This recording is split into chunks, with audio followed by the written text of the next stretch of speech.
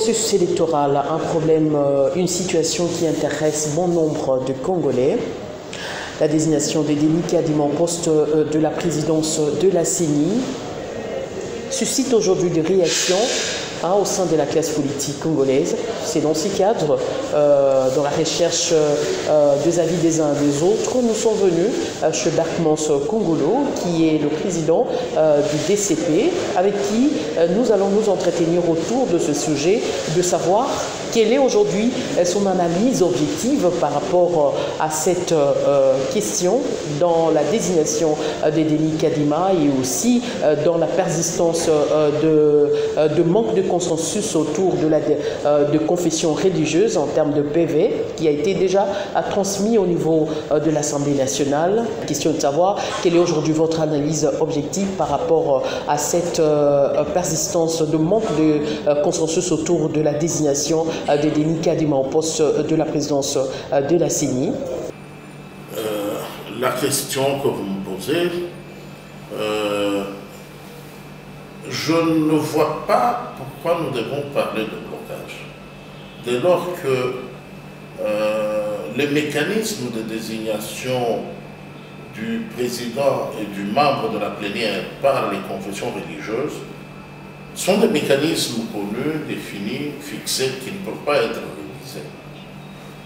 On privilégie le consensus. Ça veut dire, en premier lieu, on fait tout pour dégager une convergence de vues. Pas de manière unanime. Dégager en majorité une convergence de vues sur un choix donné. C'est cela que recommande le texte. Si on peut arriver à l'unanimité, tant mieux.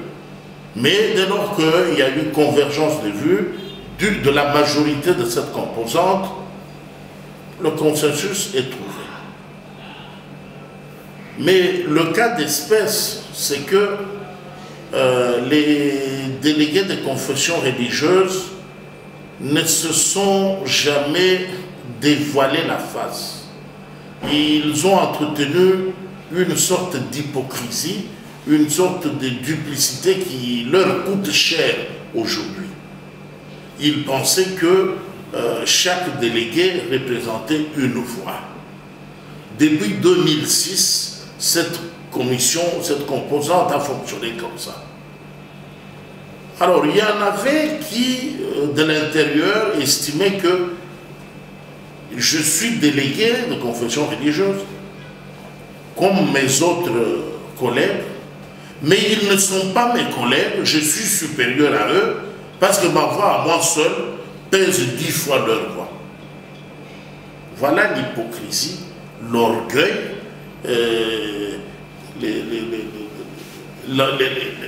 l'antivaleur qui gangrène aujourd'hui, qui étale aujourd'hui au grand jour les faiblesses masquées de la composante confession religieuse.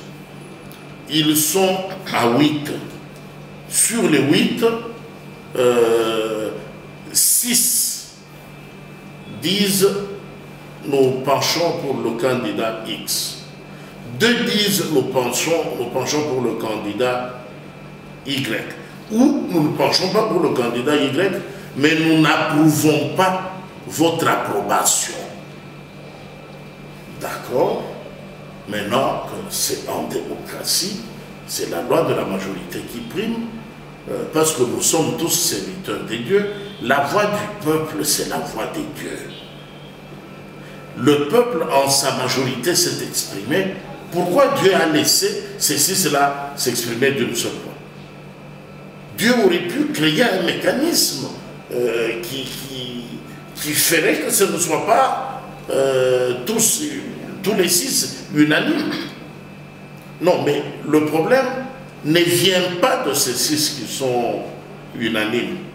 Le problème vient des 2 qui n'approuvent pas l'approbation de ces 6-là.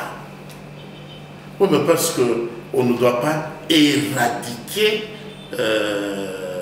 la liberté. On ne doit pas inscrire les gens dans la dynamique de la pensée unique. On ne peut pas parler de démocratie si les gens ne sont pas autorisés à s'exprimer librement. On ne parle plus de démocratie. C'est comme ça qu'en toute démocratie, il y a toujours une opposition. Parce que la liberté de penser, la liberté d'expression, la liberté d'association fait que quand on n'est pas d'accord avec la majorité, on laisse faire la majorité, mais on signale quand même qu'on n'est pas d'accord. Mais aujourd'hui, quand même, cette opposition semble bloquer les choses parce qu'ils refusent d'envoyer leurs représentants au niveau de cette commission qui a été mise en place par l'Assemblée nationale pour essayer un peu de ramener tout le vu ensemble. Mais apparemment, chose qui ne semble pas être du tout facile au niveau de l'Assemblée nationale. Le FCC, de son côté, a bloqué et la Mouka non plus, n'en parlons même pas, qui a refusé d'envoyer son représentant au niveau de cette de la CENI, au niveau des représentants de la CENI et au niveau de la commission qui a été mise en place. Est-ce qu'on ne semble pas que les choses semblent de plus en plus être bloquées et il faudra quand même qu'il y ait un dialogue politique autour de cette question? Madame, je m'excuse beaucoup. Je vois que le virage n'est pas à sa place. Nous parlons de la commission électorale. Au sein de cette composante, il y a une démocratie qui veut que le consensus se dégage par la majorité de membres, à défaut de l'unanimité, et que si ce n'est pas le cas, on procède par le vote. Ce n'est pas parce qu'il y a eu une discordance minimisable des 2 sur 8 que l'on va dire que le consensus n'a pas été trouvé. Parce que les textes ne consacrent pas l'unanimité. La différence, la petite nuance, c'est que quand on parle du consensus, cela signifie que tout le monde n'est pas unanime, mais les discordances sont minimisables. Quand on parle de l'unanimité, ça veut dire qu'il y a eu consensus sans moindre divergence. C'est tout. Alors, en parlant de ce cas, les voix qui divergent sont comme l'opposition dans la classe politique. C'est ce qui confirme qu'effectivement, il y a eu liberté d'expression, il y a eu liberté d'opinion. C'est de cette opposition au sein de la composante confession religieuse que moi je parle. Maintenant, extrapoler cela, transposer cela sur l'ensemble de la classe politique, ça c'est un sujet différent. Les confessions religieuses, dans la première conception, ce sont les gens consacrés au service du peuple, ce sont des bergers, ce sont les pacifistes, les gens habitués à écouter les péchés des autres, à encourager ceux qui sont faibles, à guérir, à panser les plaies de ceux qui sont blessés. Ce sont des gens qui vivent leur charité au bénéfice de la société, dans l'entendement premier. Mais dans la réalité sur le terrain, avec ce que nous voyons ici, il y a tout sauf confession religieuse. Ah bon? Les amis qui sont là-bas montrent qu'ils ont plusieurs agendas. Ils partent là-bas avec la qualité de délégués de confession religieuse, mais ils roulent pour leur poche et leur ventre. Comme ça, il n'y a qu'un voleur qui connaît les mécanismes des vols. Un voleur ne supporte pas qu'on le vole, il est très malheureux, il peut déclencher un deuil et pour se venger, on a volé chez lui une seule fois, lui va voler chez 10 000 personnes. C'est la même chose avec Incorruptible. Incorruptible croit qu'être corrompu, c'est sa chasse gardée. Comme ça, si quelqu'un d'autre peut réfléchir différemment de lui, il se demande s'il n'a pas marché sur ses plates-bandes. Comment il peut s'exprimer avec une telle liberté? Comment on peut s'intéresser à lui? Alors, il doit être corrompu. Est-ce qu'on ne l'a pas corrompu lui aussi? Et alors, c'est cela qui fait que les corruptibles identifient facilement les autres corruptibles. le corrupteur identifie facilement des autres corrupteurs. Comme ça, au sein de la composante confession religieuse, les habitués à la corruption, à la corruptibilité, soupçonnent tout le monde. Lui, attends, vous avez déjà le conseil. Mais vous n'allez pas dire quand même l'Église catholique et les autres confessions ont été quand même corrompus. Hein. On n'a pas peur des mots, les délégués, pas les églises. Nous parlons des délégués. Ne confondons pas les délégués aux églises. Les délégués, ce sont des individus qui roulent pour leur poche et leur ventre. Ils ont leurs agendas. Vous n'allez pas me dire quand même que Abbé Outembi, Abbé Donancien Cholet. Je considère que les Congolais sont là-bas, au nom des confessions religieuses, ils se comportent comme toi et moi. Maintenant, les titres viennent chercher quoi? Ça influence quoi les titres? Quand à l'œuvre, nous faisons les mêmes choses, les mêmes contradictions, quand on va parler de la classe politique, si vous voulez bien, vous verrez que le comportement est le même. Alors ce n'est pas le nom qui change quoi que ce soit. Donc selon vous, vous êtes en train de récuser cette démarche de l'Église, de délégués de l'Église catholique et de l'ECC par rapport à cette désignation, par rapport à leur démarche? Non, non, non. Je constate qu'au niveau de la composante confession religieuse, la majorité a dégagé un consensus. Le consensus a été trouvé parce que la majorité a dégagé une convergence de vues. La minorité veut prendre la place de la majorité. La minorité veut que la majorité se taise, qu'elle impose sa vision et que la majorité suive. Ça, c'est le monde à l'envers. Je ne sais pas dans quelle démocratie ça se passe comme ça, a bien parlé, a raison, a gagné celui qui est minoritaire. Je connais le jeu, dans le jeu de dames, il y a une formule que l'on appelle qui perd gagne. Qui perd gagne, ça veut dire quand vous jouez, tu donnes des pions à l'adversaire pour terminer en premier. Alors que le jeu traditionnel, le jeu de dames, consiste à bouffer les pions de l'adversaire, l'anéantir, il n'a plus d'éléments sur le terrain, vous avez gagné. Mais selon vous, à ce stade, qui a perdu et qui a gagné? À ce stade, il ne s'agit pas de perdre ou de gagner. Il s'agit de constater que les confessions religieuses ont accompli avec succès leur mission. Ils ont dégagé en majorité une convergence de vues autour d'un candidat. C'est tout. Mais personne ne doit avoir raison ou tort. Ils ne partent pas là-bas pour avoir raison ou tort. Ils partent là-bas pour faire ce que les textes demandent. Les textes demandent que quand les confessions religieuses se rencontrent, ils désignent par consensus celui qui doit animer la CENI. S'ils sortent, ils prennent les deux premiers, le tout premier assure la présidence, le deuxième va à la plénière. Je constate que ça a été fait. Quand bien même vous n'arrivez pas à admettre que non, il y a divergence entre les confessions religieuses. Non, la divergence est naturelle, est admissible, mais elle est minimisable.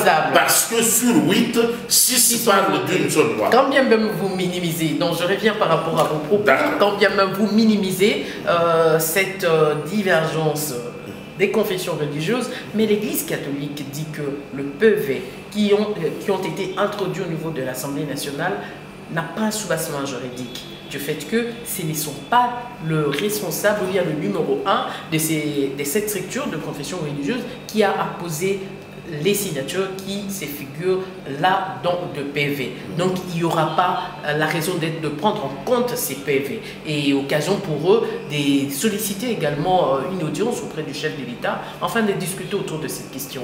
Qu'en pensez-vous? Merci maman. Je dis ici madame que nous sommes les mêmes. Au-delà des titres, au-delà de costumes ou de soutanes, nous sommes les mêmes. C'est un mensonge. Si ce que vous me dites est vrai, madame, c'est un mensonge. Celui qui a dit ça a menti. Les textes disent ceci. Pour convoquer les réunions de cette composante, c'est le président. Quand c'est le président qui convoque, c'est normal qu'il signe le PV. Si le président n'a pas convoqué, pour des raisons d'empêchement ou quoi que ce soit, le vice-président convoque. Dans ce cas, c'est le vice-président qui signe. Si le vice-président n'a pas convoqué, les textes donnent la possibilité à la majorité des membres de convoquer. Dans le cas d'espèce, c'est cette majorité-là qui signe. Maintenant, qui devait signer? Voilà les mensonges de ces individus à qui vous attribuez la qualité des églises. Non, nous sommes les mêmes. Nous mentons tous, nous sommes tous cupides, nous sommes tous avides d'honneur, de populisme, d'argent, de tout ce que vous voulez. Ce que je dis ici est l'esprit des textes qui régissent les confessions religieuses. Le principe de l'acte contraire veut que celui qui nomme révoque. Celui qui convoque signe. C'est le président qui convoque. Ok, à la fin, le PV est signé par le président. C'est le vice-président qui convoque. Le PV est signé par le vice-président. C'est la majorité des membres qui convoquent. Et c'est là d'ailleurs qu'il y a la démocratie, l'esprit démocratique dans ce texte-là. Sinon, cette composante serait l'otage du président ou du vice-président. Le législateur avait bien vu la chose. Regarde que maintenant, nous sommes devant le cas où il faut justifier que chaque membre ne représente qu'une seule voix. Sur 8 voix, nous avons 6 qui votent pour A et 2 qui votent pour B ou qui votent pour personne ou je ne sais pas moi quoi. Oui, on constate au moins que non. La majorité s'est prononcée en faveur. Avec ou sans les deux là. Ça me rappelle la phrase qu'avait dite, je crois bien que c'était M. l'abbé Apollinaire, le père à son âme, il avait dit il y a eu quelques irrégularités, mais qui ne peuvent pas changer l'ordre d'arrivée. Je crois que c'était à la publication, lors de la publication des résultats de 2006. Alors, c'était normal. Même si on tenait compte de ces petites irrégularités, l'ordre d'arrivée n'aurait pas changé. Nous sommes devant ce contexte-là. Que même si on tient compte de ces deux-là, ça ne fait pas basculer la majorité. On en parlerait si on était par exemple 5 à 3. 5 à 3, on hésiterait, parce que si un arrive à désister, ça fait 4-4, donc il y a égalité, on doit reprendre le consensus n'est pas trouvé. Nous ne sommes pas devant ce cas. Nous sommes plutôt devant le cas où une majorité écrasante, 75%, c'est la distinction. Moins de 70%, c'est la satisfaction. Au-delà de 80%, c'est la grande distinction. Nous parlons ici de la désignation avec distinction du président de la CENI par la composante confession religieuse. Mais maintenant, d'où vient cette nostalgie à vouloir, coûte que coûte, inviter une incompréhension, une crise, un blocage? Ils ne se sont pas... Maintenant, il y a crise. Maintenant, il y a... Et madame, vous savez comment je suis expérimenté de ce discours sur votre plateau. Vous avez des abonnés qui aiment, vous pouvez bien, très flattés par ce discours de bon, il y a crise, bon, il y a blocage. Dans l'imaginaire, oui, mais en réalité, non. Donc, selon vous, il n'y a pas blocage, il n'y a pas crise autour de la désignation du président de la CENI. Madame, dites-moi qu'avoir 6 sur 8, c'est un échec. Si vous avez le courage de me le dire, je vais avouer qu'il y a crise. Mais parce qu'il y a certains partis politiques qui refusent la candidature de Denis Kadima à ce poste-là, du fait que, selon eux, il a des accointances avec la présidence, le chef de l'État. Madame, je venais de dire qu'un habitué à la corruption identifie facilement le corrupteur.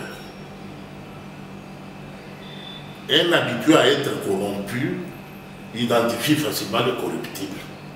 Mais est-ce que vous pensez qu'avec... Les hommes de Dieu n'ont pas d'expérience de la corruption. Si un homme de Dieu est très expérimenté en une matière qui échappe à sa vocation, c'est un mauvais serviteur. Ça veut dire,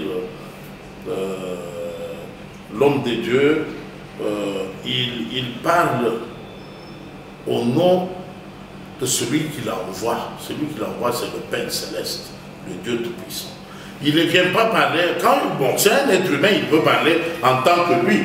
C'est à ce stade-là que moi, je ne tiens pas beaucoup de rigueur. J'insiste sur le terme délégué pour qu'on leur laisse la marge de parler comme eux, sans engager les églises qu'ils sont censés représenter. Madame, vous n'allez pas me dire que les textes qui régissent les confessions religieuses interdisent, ces textes sont formels. S'il y a un seul mécontent, il n'y a pas consensus. Les textes ne disent pas ça. Leurs textes ne disent pas s'il y a 20% de mécontents, il n'y a pas consensus. Les textes ne disent pas ça. Les textes disent on choisit par consensus celui qui doit présider la CENI. Moi, je suis de l'Église catholique. C'est exactement ce qui se passe au Vatican chaque fois qu'il y a vacances à la tête de l'Église. C'est cet exercice ici de confession religieuse. C'est calqué sur le modèle du Vatican, de l'Église catholique. Quand vous apprenez qu'il y a eu la fumée blanche là, il n'y a pas, ce n'est pas que tout le monde a choisi le même candidat. Non! Il y a des divergences très profondes. Seulement, vous êtes là, le premier tour, vous vous regardez, personne ne fait la campagne, mais vous priez, vous dites, bon, moi, l'Esprit Saint me convainc que si nous mettons Maman Feza, elle peut bien conduire l'Église. J'écris sur mon bout de papier Feza, je mets. L'autre écrit, l'autre. Et à la fin, on comptabilise, on trouve que tel a eu la majorité de voix. Ça ne veut pas dire qu'il n'y a pas eu de gens qui avaient écrit d'autres noms. C'est ça l'Église catholique. La tradition de mon Église est celle-là. Personne ne peut me dire le contraire, même pas le Saint-Père. Parce que c'est comme ça qu'il est là. Donc aujourd'hui, malgré les manœuvres dilatoires que... Non, un seul camp. Donc ça n'aboutira à rien. Ne mettons pas tous dans le même panier, maman. Bon, le 2, j'ai bien précisé le 2 confession. Ah, oui. Le 2, les manœuvres qu'ils sont en train de faire, ça ne va rien aboutir. Malgré les démarches entreprises, de voir même le chef de l'État pour discuter autour de cette question. Bon, maintenant, c'est là aussi que ça me rappelle le frère, le chant de frère Patrice. Le frère Patrice avait chanté dans l'un de ses albums, il y a, je crois, une dizaine d'années, il disait, j'ai cherché l'Église, je l'ai trouvé dans le monde. J'ai cherché le monde, je l'ai trouvé dans l'Église. Confusion. Ça, c'est le frère Patrice. Patrice Moussoko. C'est ça, non? C'est frère Patrice Moussoko, plus de 10 ans avant. Je ne sais pas comment il avait été inspiré. Il avait eu déjà cette vision prophétique qu'il ne comprenait pas comment ça fonctionnait. Il cherche l'Église, il va trouver l'Église dans le monde. Il cherche le monde, il va trouver le monde dans l'Église. Voilà, la République démocratique du Congo se dit, pour avoir les hommes à peu près neutres, parce que la neutralité n'existe pas. Les gens qui vous disent non, c'était serait inféodé à tel courant, etc. Parce qu'eux-mêmes sont inféodés avant. Alors le frère Patrice, je crois qu'il peut bien essayer un peu de l'interroger, madame, de lui arracher une audience. Je crois qu'il pourra être d'un grand apport. Les politiques disent nous ne méritons pas nous-mêmes de décider de prendre un professeur ou n'importe qui dire bon. Vous pouvez diriger. Chacun a une croyance, chacun a une foi. Prenons ces gens qui gèrent la foi. Ils auront la compassion, ils auront l'amour, ils voudront éviter la souffrance aux autres. Ils seront objectifs. Que eux trouvent quelqu'un qui peut animer la scène. Ça, ce sont les politiques qui viennent recourir aux confessions religieuses pour dire aidez-nous à résoudre l'énigme de qui peut animer la CENI. On trouve les confessions religieuses, elles ne sont pas là, elles sont derrière, qui peuvent donner de l'argent, qui peut donner des smartphones, qui peut donner de ceci, cela. On bat on sonne la cloche, les confessions reviennent. nous sommes chez vous. Aidez-nous à résoudre l'énigme de qui peut gérer la CENI. Ok, très bien. Maintenant, ils nous mettent ici, parce qu'ils ont des perdièmes. Ils ne font pas ce travail-là gratuitement. Hein. Ils sont payés. Hein. Et plus ça tire, plus le perdième persiste. Ça, on ne le dit pas à la population. Alors, quand les confessions se mettent, chacune est censée... Le perdième de combien? Ah, c'est vous, journalistes, qui pouvez nous donner cette information. Mais c'est vous qui avez livré cette information. Je sais que ce n'est pas un sacrifice, ce n'est pas du bénévolat. Okay. Alors, ses amis, chacune des confessions devait donner le meilleur d'elle-même. Pour vraiment, moi je croyais que ça serait comme une retrouvaille, comme on peut imaginer aujourd'hui. Matthieu, Marc, Luc, Jean, Paul, Pierre, qui se retrouvent les apôtres et les évangélistes pour nous désigner qui peut conduire l'Église aujourd'hui. C'est cet exercice. En cette période où la panique est universelle à cause d'un microbe, les hommes d'église devaient faire valoir l'amour de Dieu, montrer la miséricorde de Dieu. Même une étude, même deux, ça ne suffit pas. Il faut davantage. Alors, c'est le moment ou jamais. Parce que si cette étape passe, on n'aura plus ce qu'on veut avoir. Tout le monde déploie ses cartes pour tirer le drap de son côté.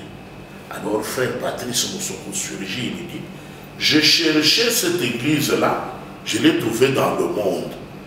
Quand je pars chercher le monde, je trouve le monde là où je devais trouver l'église.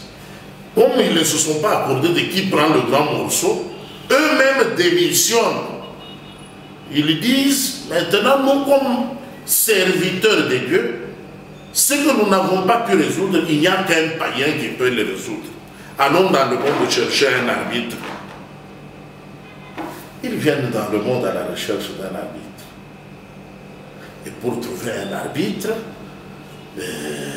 je me demande pourquoi ils n'ont pas demandé, par exemple, quelqu'un qui n'est pas trop politiquement engagé dans ces histoires, comme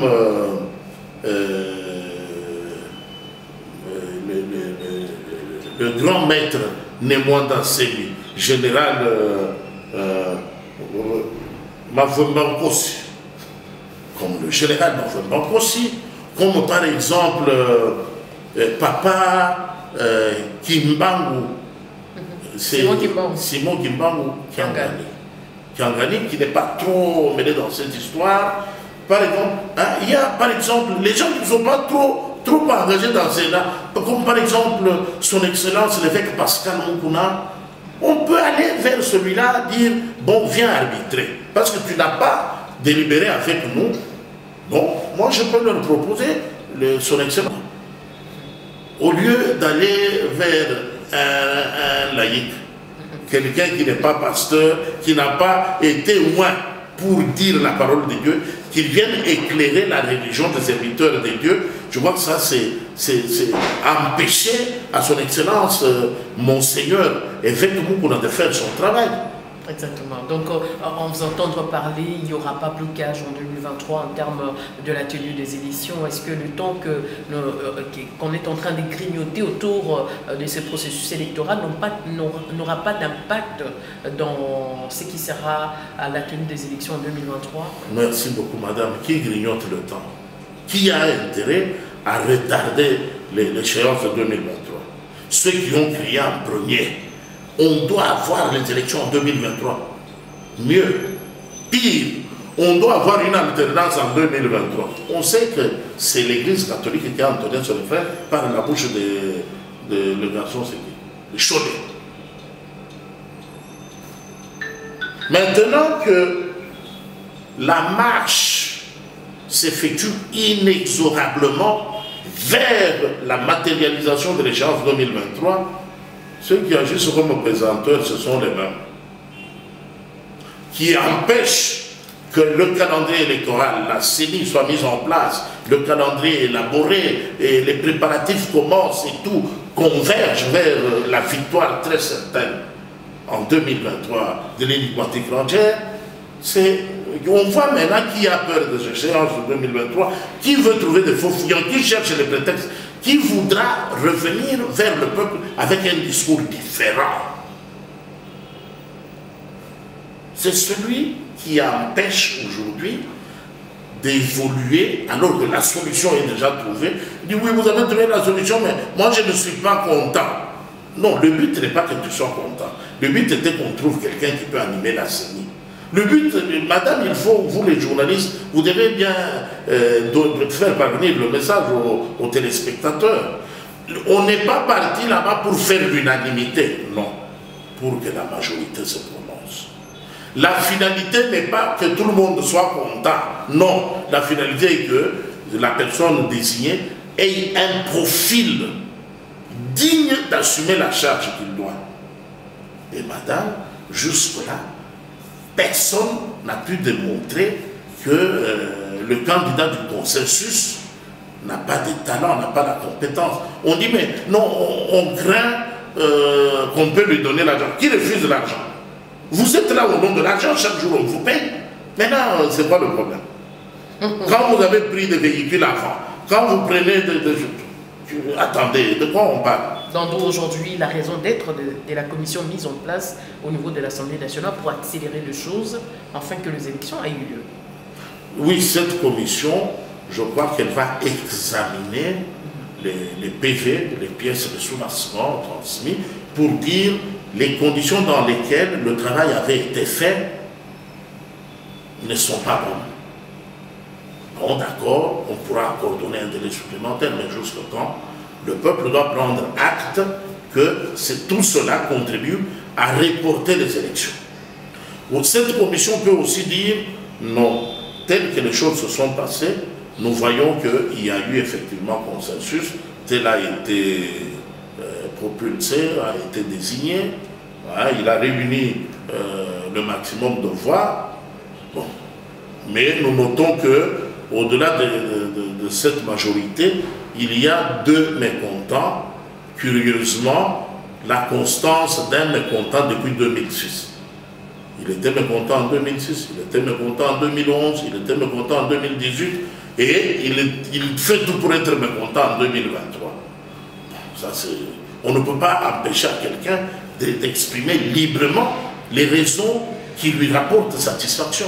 Mais le fait que cette commission n'est pas équitable, donc il n'y a qu'aujourd'hui, nous parlons qu'il n'y a que lui, l'union sacrée qui reste dans cette commission. Il y a le FCC qui n'a pas voulu donner ses délégués au niveau de cette commission. Est-ce qu'il n'y aura pas des équilibres? Mais il fallait dire quoi? Que si les gens ne partent pas, le soleil s'arrête, le monde arrête. Parce que la commission commission devait être mixte et paritaire. Madame, dans le respect de la liberté de chacun, la commission doit être mixte, doit être inclusive, dans le strict respect de la liberté de chacun. Veuillez vous souvenir, madame, que le FCC a dirigé ce pays depuis 2001, depuis 2001. J'aime bien appeler AFDEL parce que ça rappelle l'histoire. On n'oubliera aucun détail. Depuis 2001, il n'y avait pas consensus, il n'y avait rien du tout. Mais on dormait, on se réveillait, on dormait, on se réveillait.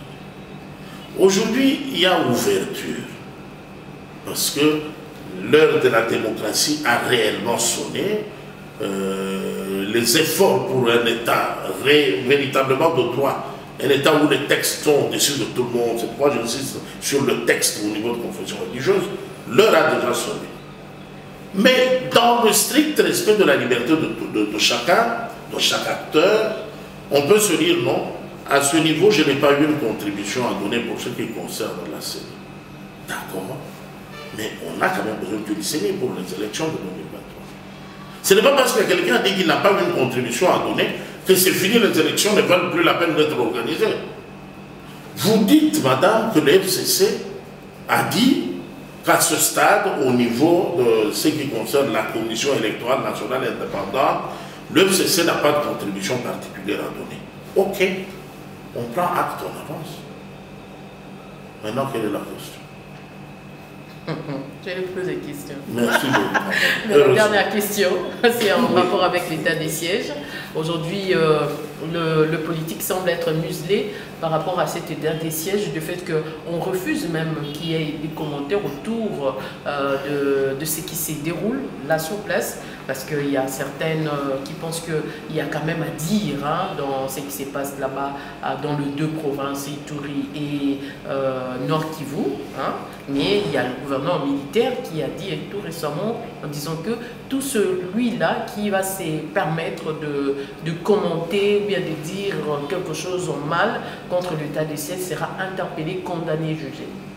Est-ce que ce n'est pas eu un musulman de la liberté d'expression? Parce que si quelqu'un voit quand même quelque chose du mal, il doit quand même le dire que non, ici vous avez fait ceci, vous avez fait cela. Quand bien c'est mal, on doit laisser faire parce que c'est l'état des sièges. Madame, merci beaucoup pour la question. Je crois qu'il faut que nous restions contextualistes. Depuis plus de 20 ans, la situation de l'Est avait laissé, on a vu ce que la liberté d'expression a apporté. Tout le monde était libre de dire ce qu'il voulait, de mettre son commentaire, de rire, de s'amuser avec la mort des autres pendant plus de décennies. Maintenant, c'est une nouvelle expérience. Une expérience qui montre que ce qui se passe à l'Est n'est pas que le fait de ceux qui sont à l'Est. On a des tireurs de ficelles au-delà des frontières du Kivu. On a des tireurs de ficelles qui dépassent l'Est de la RDC. Stratégiquement, au nom de la liberté d'expression, les États-Unis n'avaient jamais dit quand est-ce que l'armée irait prendre Ben Laden. Pourtant, c'est un État de vieille démocratie. Au nom de la liberté d'expression, au nom du droit à l'information, ils pouvaient dire, bon, nous déployons les commandos en Afghanistan. On va accueillir Ben Laden, mort ou vivant. C'est une décision très grave qui concerne la vie humaine. Où était la démocratie et la liberté d'expression? Aux situations exceptionnelles, des mesures exceptionnelles. Maintenant, en quoi ça dérange? Mais est-ce que vous pensez qu'avec l'armée étrangère, on aura gain de cause au lieu de renforcer au niveau de l'armée nationale? La situation n'a pas commencé avec l'armée étrangère. C'était l'armée nationale. Nous avons vu les limites de l'armée nationale. On n'est pas passé tout de suite aux armées étrangères. On est passé par la force des Nations Unies. C'était une mission d'observation, c'est devenu une mission d'interposition. On a vu les limites. Madame, vous pensez que si on n'a pas changé de paramètres, on a le droit d'attendre un résultat différent? Non, mais les mêmes causes produiront les mêmes effets. Il fallait changer de paramètres. D'accord, on a vu ce que ça donne avec notre armée seule, on a vu ce que ça donne avec l'observation de la MONUSCO, des Nations Unies, on a vu ce que ça donne avec l'appui de la MONUSCO. Essayons autre chose. Ça peut donner lieu à un résultat différent. Et justement, ce qui inquiète est que le résultat sur le terrain est réellement différent. Ah bon? Les petits intérêts sont en train de voler en éclats. Merci beaucoup de nous avoir reçus dans votre bureau pour ces petits entretiens. Donc je crois qu'on se retrouve prochainement avec un même plaisir. Avec plaisir, madame. À tout moment, je suis prêt. Merci. Ne trouvez aucune excuse devant les internautes, les téléspectateurs. Si je n'ai pas parlé, c'est que madame ne m'a pas approché. Ok, merci. Vous êtes en train de soutenir l'état du droit dans ce pays, mais on a vu quand même cette vidéo qui circule autour du frère du chef de l'État. Merci beaucoup, madame, de nous donner la possibilité de fixer l'opinion une bonne fois pour toutes.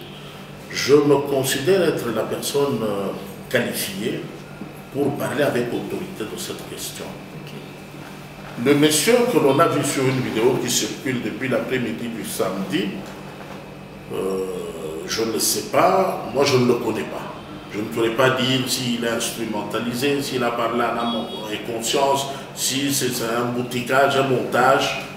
Non, j'ai vu un monsieur qui veut qu'on le prenne au sérieux, selon ses dires, et les allégations qu'il a faites sont tout sauf admissibles, parce qu'elles sont très graves et elles sont extrêmement mensongères. C'est vrai qu'il y en a qui veulent des choses comme ça, qui attendent des choses comme ça pour applaudir, à écouter. On a la famille présidentielle, voyons le chef de l'État, voyons que du vent. Une très forte tempête, mais dans un épicranien. Oui, madame, monsieur Christian Tshisekedi, dont je suis directeur de cabinet, n'est mêlé à cette histoire ni de près ni de loin. Ce monsieur-là ne peut pas vous amener dans ce groupe, parce qu'il n'a jamais mis ses pieds ici. Et comment peut-il, des deux, la justice dans notre pays est indépendante. Comment voulez-vous que la justice qui soit indépendante ne rende pas ses propres justices, mais se contente d'appliquer les instructions d'un compatriote, frère du président sorti? On peut dire que non, du fait qu'il est le frère au chef de l'État, il peut influencer. Non, les tels comme... Mais si vous avez suivi bien sûr cette vidéo, monsieur ne fait pas du tout allusion aux époques. Il ne dévoile pas la chronologie des décisions judiciaires. Il ne revendique pas la propriété. Ce qui lui fait plaisir sur cette vidéo, c'est de citer. Tu n'as pas vu que son maestro sénégalais qui filmait, qui lui dit, bon, dis-nous, qu'est-ce qu'il y a? Dis-nous, je regrette, on est venu nous déguerpir. L'année passée, on était venu, c'était le frère du président. Cette fois-ci, on croyait qu'on nous amenait ailleurs, on nous a amené encore chez le frère du président. C'est qui, M. Christian Tshisekedi? Bon, et cette fois-ci, on est venu, on croyait qu'on allait nous amener à la police au parquet, on nous a encore amené chez le frère du président. Son nom, c'est qui? Donc le maestro, lui veut qu'on cite plusieurs fois le nom du frère du président. Mais c'est terminé cette blague, hein, parce que... M. Christian se réserve le droit de poursuivre en justice pour diffamation et imputation dommageable tous ces aventuriers qui pensent qu'on peut impunément, au nom de la démocratie de l'état de droit, salir toute une famille comme ça, comme bon semble. Hein, on se tient à côté d'un matelas et on commence à débiter des hérésies. D'accord, la justice, parce qu'elle est effectivement indépendante, elle devra faire son travail. On doit savoir pourquoi le nom de M. Christian Tshisekedi. Ça doit être un procès qui intéresse la majorité de notre population, comme le vent qui avait couru ici lors du procès de 100 jours. Il y a des individus qui sont allés jusqu'à alléguer, et M. Christian est convoqué à Matete. Bon, on est en train de... Il y a un individu qui disait même qu'on est en train de le verbaliser maintenant. Non. Je crois que trop c'est trop. On ne peut pas blaguer avec les gens impunément jusqu'à ce point. Donc cette fois-ci, ça va être un exemple. Chacun devra réfléchir par deux fois avant de citer comme ça les noms des gens. Et même ceux qui l'envoient là, je crois qu'ils seront désormais une insulte pour toute sa famille. Merci beaucoup. Merci madame. Et voilà qui met un terme à cette émission. Madame, Messieurs, merci à vous tous qui nous avez suivis de partout à travers le monde. Restez branchés en compagnie de la télé démocratique. Au revoir.